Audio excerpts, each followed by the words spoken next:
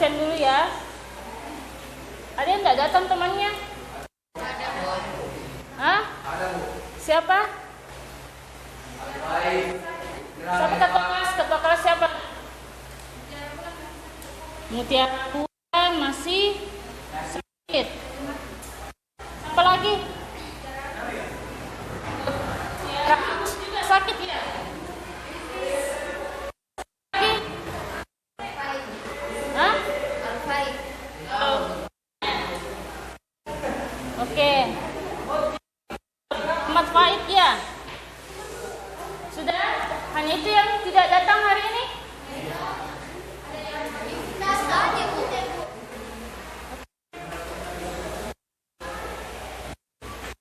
Jadi ada yang sakit, ada yang izin. Jadi kita doakan yang sakit supaya cepat sembuh ya. Oke, sebelum saya masuk ke materi, kita ice breaking dulu.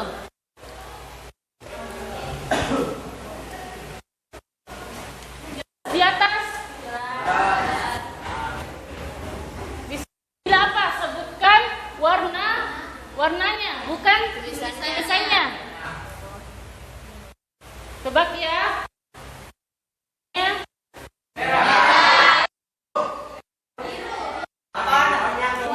Warnanya, bukan tulisannya. Warna yang ini.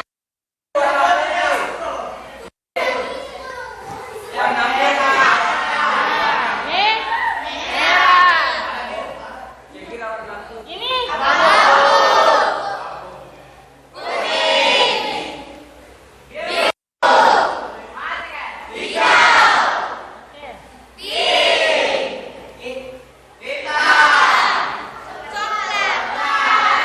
masih salah.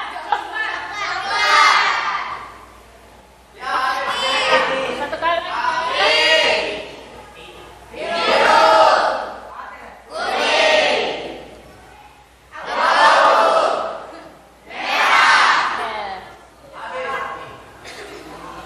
Sudah fokus semua.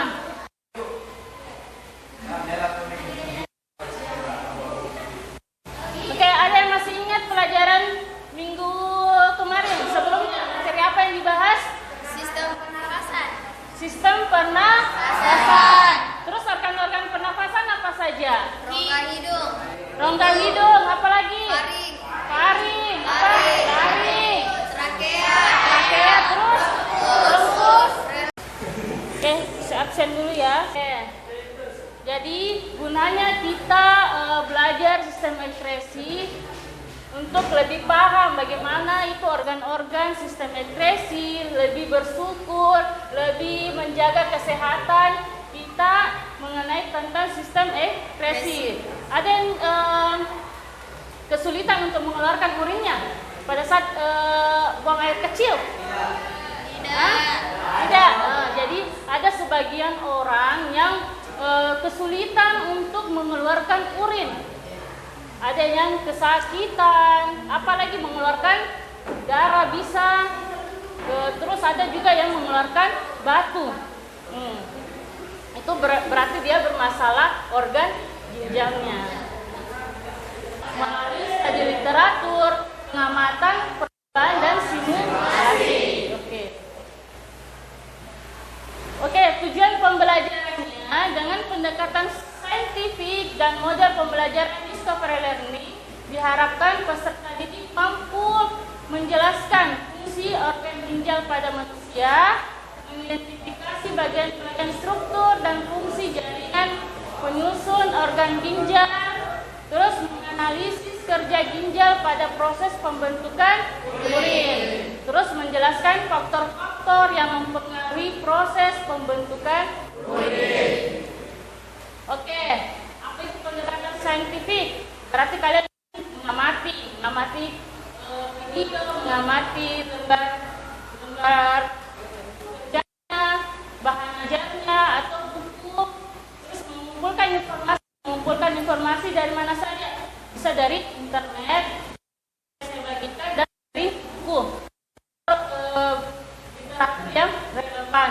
Terus menalar dan mempublikasikannya. Metodenya diskusi,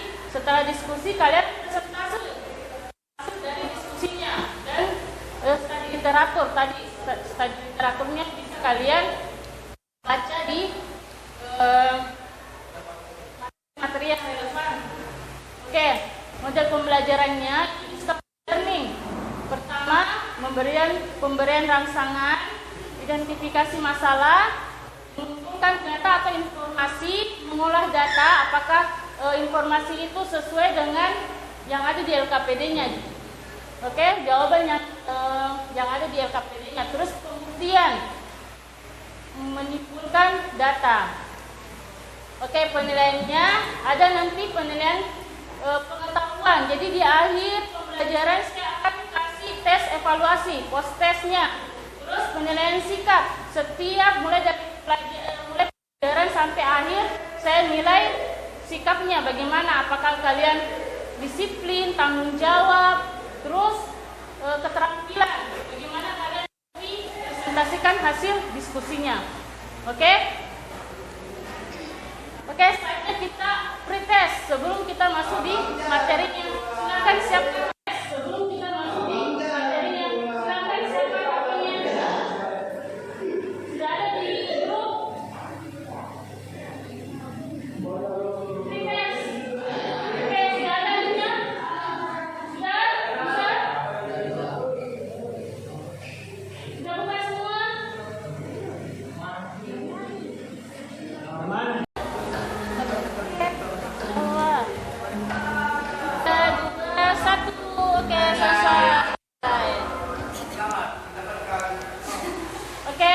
Silakan, sudah kirim semua? Sudah, jadi tidak ada lagi yang main HP. Simpan dulu HP-nya dulu. Simpan, tidak ada yang main HP dulu. Oke, sudah duduk sama kelompoknya semua? Sudah?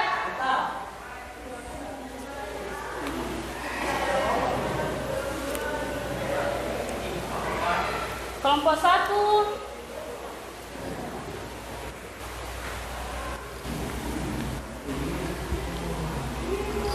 Kelompok 2. Kelompok 3 ya?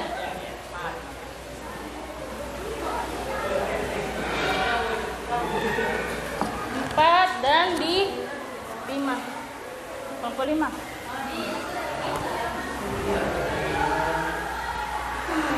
Sudah ada semua LKPD-nya? Sudah? Ada yang mau ditanyakan sampai di sini? Ya, oke. Oke, silakan simak video berikut.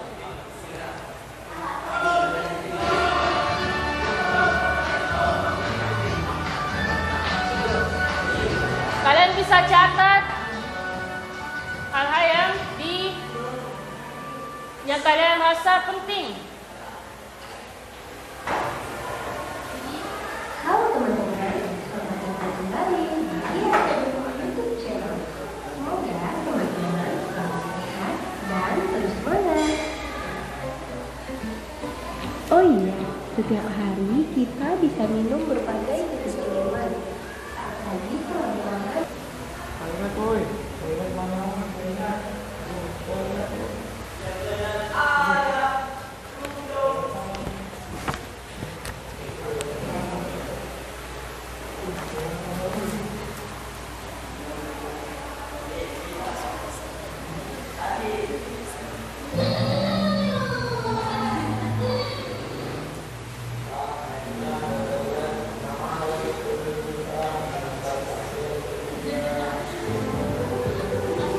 Kenapa minta toilet? Sekarang kencing.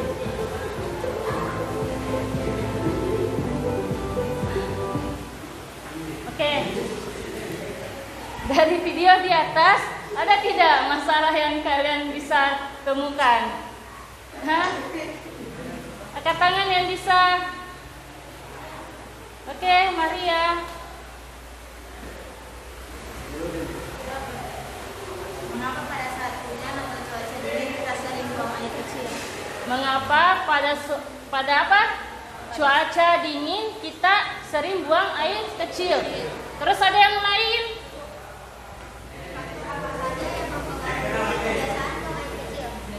Faktor apa saja yang mempengaruhi kebiasaan buang air kecil?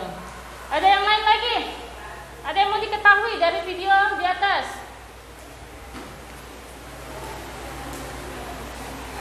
Mulai dari video pertama dan video yang kedua. Ada yang mau ditanyakan? Oke? Tidak ada? Sudah? Itu saja? Oke. Saatnya kalian, oke. Jadi identifikasi masalah. Bagaimana, saya perbaiki pertanyaannya. Nah, bagaimana pengaruh suhu lingkungan terhadap proses pembentukan urin? Kedua, faktor apa saja yang mempengaruhi proses pembentukan urin? Ada yang bisa? Silakan kemukakan hipotesisnya atau hipotesis adalah jawaban sementara. Jawaban sementaramu apa yang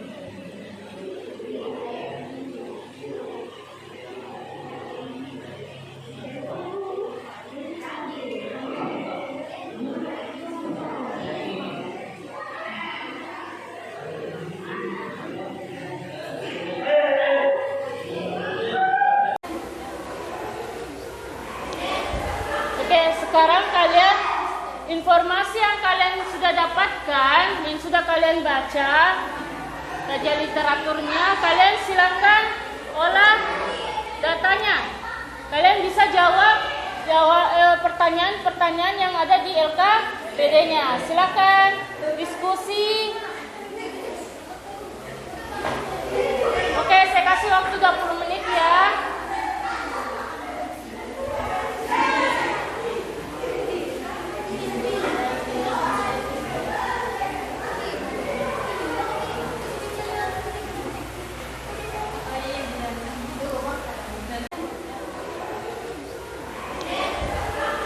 Sekarang kalian informasi yang kalian sudah dapatkan, yang sudah kalian baca, kajian literaturnya, kalian silakan olah datanya.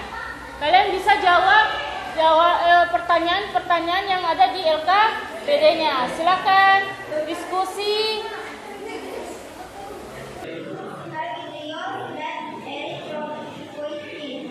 Kalsitriol adalah bentuk vitamin D yang membantu tubuh menyerap kalsium, sedangkan eritropoietin membantu tubuh membuat sel darah merah. Oke, untuk pertanyaan nomor 2.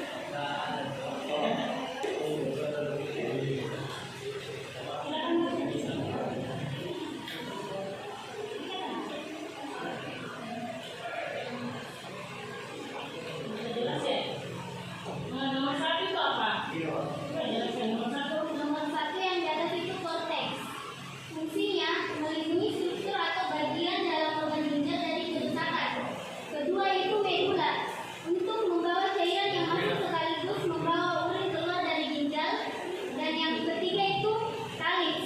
Kalis berfungsi mengumpulkan cairan tubuh sebelum disalurkan ke kandung kemih. Keempat itu kapsul fibros, untuk mencegah infeksi di daerah sekitar yang menyebar ke ginjal. Yang kelima, ureter, yang mengeluarkan urin dari ginjal ke kandung kemih. Yang keenam, pelvis renalis, untuk mengumpulkan cairan dari ginjal sebelum dikirimkan ke kandung kemih. Tujuh, vena, untuk membawa darah yang disalur dari ginjal kembali ke jantung. 8, arteri, untuk membawa darah beroksigen dari jantung ke ginjal untuk disalin. Oke, ada yang lain jawabannya atau ada yang mau menanggapi? Untuk soal nomor 1 dan soal nomor 2. Angkat tangan, Nak. Silakan kelompok 2. Ya. Baik, saya ingin menanggapi administrasi dari kelompok 1. Ini merupakan jawaban baik dari diskusi kelompok kami. Itu satu mengekspresikan jawaban mengekspresikan zat-zat seperti urea, asam urat, kreatin, dan zat lain yang bersifat pasif. Kedua, mengatur volume plasma, darah, dan jumlah air di dalam tubuh. Ketiga, menjaga tekanan osmosis di dalam tubuh dengan cara mengatur ekspresi garam-garam, yaitu mengubah garam yang berlebihan dan dalam garam bila jumlahnya dalam tubuh berkurang. Mengatur pH plasma dan cairan tubuh dengan mengekspresikan urin yang bersifat basah, tetapi dapat pula mengekspresikan urin yang bersifat asam. Menjalankan fungsi sebagai hormon sudah menghasilkan dua zat, yaitu renin dan eritropoietin yang diduga memiliki fungsi endokrinogen. Oke. Hampir sama ya.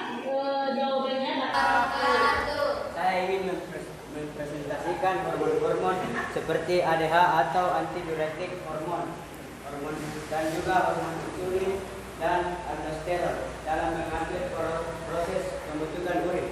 di bahan adanya ada. Ya. Ada yang mau ditanyakan? Jadi sudah? Oke, silakan duduk. Tepuk tangan untuk kelompok.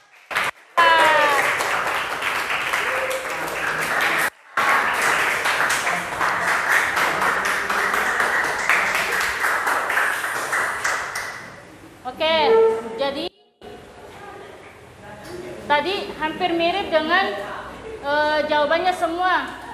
Hormon ADH, pertama faktor eksternal, yang lain diam dulu, yang mempengaruhi proses pembentukan urin. Ada hormon ADH atau antidiuretik hormon, adalah hormon yang membantu organ ginjal mengatur keseimbangan cairan dan garam di dalam tubuh. Hormon ADH ini dibuat oleh hipotalamus di otak, kemudian disimpan di kelenjar hipofisis. Cara kerjanya, hormon ADH yaitu dengan memberitahu ginjal jika tubuh kita harus menghemat air atau mengeluarkan air. Terus semakin banyak hormon ADH yang diproduksi, maka semakin sedikit volume urin yang dihasilkan karena sebagian besar air direabsorpsi oleh ginjal. Terus kedua ada hormon insulin. hormon yang dikeluarkan oleh Pulau Langerhans. Hormon insulin berfungsi mengatur gula dalam darah. Penderita kencing manis, diabetes mellitus. Ada yang menderita kencing manis orang tuanya sini? Dibilang diabetes. Berarti dia bermasalah pada hormon insulin yang memiliki konsentrasi hormon insulin yang rendah, sehingga kadar gula dalam darah akan tinggi. Terus keadaan ini mengakibatkan terjadinya gangguan reabsorpsi di dalam tubuh distal, sehingga dalam urin makin terdapat glukosa. Glukosa itu gula. Jadi yang penderita kencing manis atau diabetes itu hormon insulinnya rendah, konsentrasi bermasalah dia dalam membentuk hormon insulin. Jadi kalau orang yang menderita kencing manis itu lebih sering buang air kecil. Oke, hormon yang ketiga ada hormon aldosteron, berperan dalam menjaga keseimbangan elektrolit, terutama natrium, kalium dalam tubuh. Aldosteron meningkatkan reabsorpsi natrium dan mengurangi reabsorpsi kalium di ginjal. Ini mengakibatkan retensi natrium dan ekskresi kalium dalam ginjal dengan mengatur keseimbangan elektrolit. Oke, silakan dengarkan yang lain. Assalamualaikum warahmatullahi wabarakatuh. Baik, di sini saya akan mempresentasikan hasil diskusi kelompok kami. Sebelumnya, perkenalan saya Wulandari dan di belakang saya setelah menurut ke depan akan menyampaikan hasil diskusi yang telah kelompok kami diskusikan. Mengapa suhu lingkungan dapat mempengaruhi produksi urin dan keseimbangan cairan dalam tubuh? Ketika suhu sekitar meningkat, maka akan terjadi pelebaran pembuluh cutaneus, sehingga cairan dalam tubuh akan dibuang melalui kulit dalam bentuk cairan. Apabila suhu lebih dingin, maka akan terjadi peningkatan dalam penyerapan air karena proses ekskresi hormon ADH atau hormon antidiuretik, sehingga seseorang akan sering buang air kecil saat suhu dingin. Demikian hasil diskusi kelompok kami. Apakah ada yang bertanya? Ada yang ditanyakan? Sudah? Sama semua jawabannya? Sama. Sudah? Baik, jika tidak ada yang bertanya, saya perintah. Salah satunya itu yang mempengaruhi proses pembentukan urin adalah faktor suhu. Hal ini terjadi ketika suhu sekitar meningkat. Meningkat maksudnya berarti keadaan panas. Oke, maka akan terjadi pelebaran pembuluh cutaneus namanya, pembuluh cutaneus, sehingga cairan dalam tubuh akan dibuang melalui kulit dalam bentuk keringat. Hampir tadi sama jawabannya ya. Kalau suhu panas, kulit mengeluarkan keringat. Apabila suhu lebih dingin atau dalam keadaan hujan, maka akan terjadi peningkatan dalam penyerapan air karena proses ekskresi hormon antidiuretik atau ADH. Sehingga seseorang akan sering buang air kecil saat suhu dingin. Oke, sudah semua tampil? Sudah. Sampai di sini ada yang mau ditanyakan? Tidak. Ngerti nih semua? Insya Allah. Jadi kalau nanti kasih evaluasi, semua jawabannya benar. Oke? Siapa yang bisa menyebutkan kesimpulan dari pertemuan hari ini? Oke, Jamila silahkan. Jamila silahkan. Berdasarkan hasil studi kami kelompok, saya akan menyimpulkan materi hari ini yaitu 1. Sistem ekspresi adalah dua sistem metabolisme yang tidak berguna lagi bagi tubuh, contohnya urin, keringat, dan air. 2. Organ sistem ekspresi yang yaitu ginjal, hati, paru-paru, dan kulit. 3. Fungsi